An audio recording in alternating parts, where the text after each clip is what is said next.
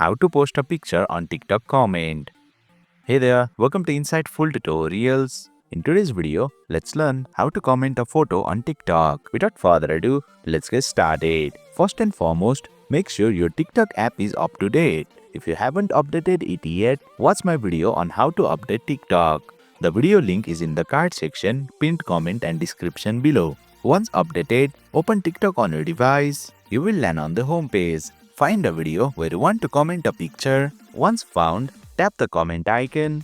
At the bottom, you will see the message box. With the latest update, there's now a gallery icon. Tap on it. Then, your device gallery will open up. Single tap on the photo that you want to comment. Then, that same photo will appear in the message box. If you tap the gallery icon again, TikTok will warn you that it will replace the current image, meaning only one photo can be added per comment. Tap cancel to close this prompt. You can also add text, emojis or mentions along with the photo if you would like. For example, I will write photo comment with a smiley emoji. Finally, tap the post button.